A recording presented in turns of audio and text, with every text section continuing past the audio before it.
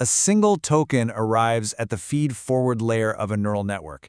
Now, in a traditional dense model, it would be forced on this exhaustive brute force march, right? Passing through every single parameter. But here, reality splinters. The token reaches a router. A split-second calculus occurs, and it gets fired off to just 2 specialized experts out of hundreds. The rest of the network? It remains entirely dark. Take a system like DeepSeek V3, 685 billion parameters. Just let that scale sink in for a second. It's a digital structure so massive, it requires an entire warehouse of interconnected silicon just to hold its memory footprint. It is, quite literally, a monument to scale. And yet, for any given token passing through that massive architecture, only 37 billion parameters actually engage, meaning over 90% of the network is sitting completely dormant at any given millisecond. This right here, this is the fundamental, defining characteristic and honestly the central problem of a mixture of experts architecture.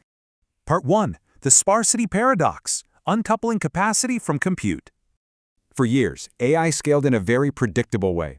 If you wanted a more capable model, you built a larger, dense network, and you just accepted that every single parameter would exact a compute toll.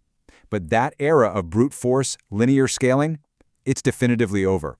The divergence between dense and sparse approaches is absolute now. Mixture of experts completely shatters the old equation.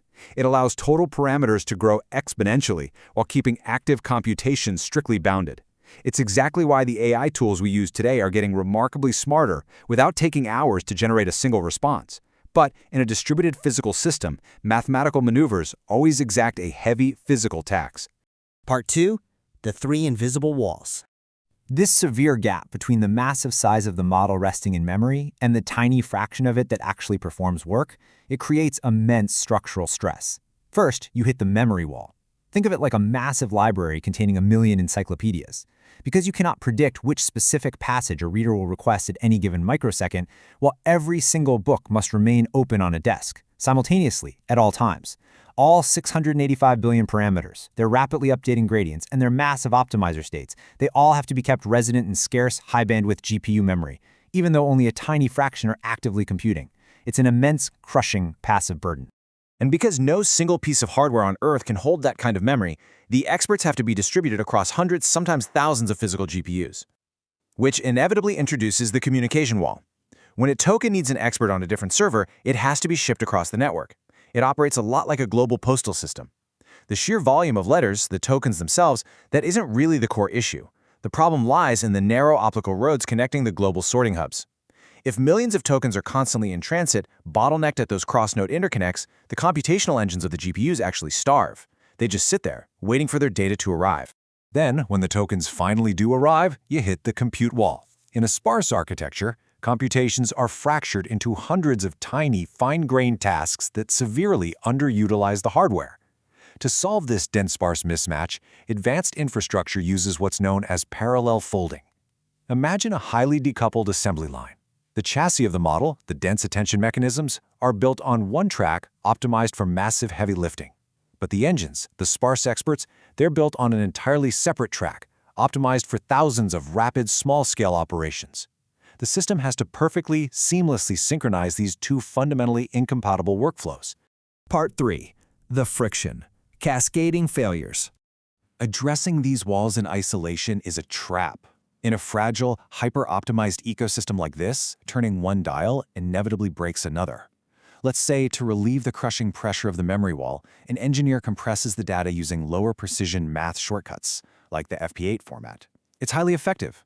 It drastically reduces the memory requirement and accelerates the tensor course. But this aggressive quantization introduces a severe new penalty. The execution stream shatters into dozens of tiny, fragmented tasks. You've solved the memory crisis, only to create a host-bound compute bottleneck where the GPUs sit idle, waiting for the CPU to issue the next micro-instruction. Now, the standard engineering response to instruction overhead is to capture the entire sequence of operations into a static execution graph, entirely bypassing the CPU's delay. But here, the physics of the sparse model rebel.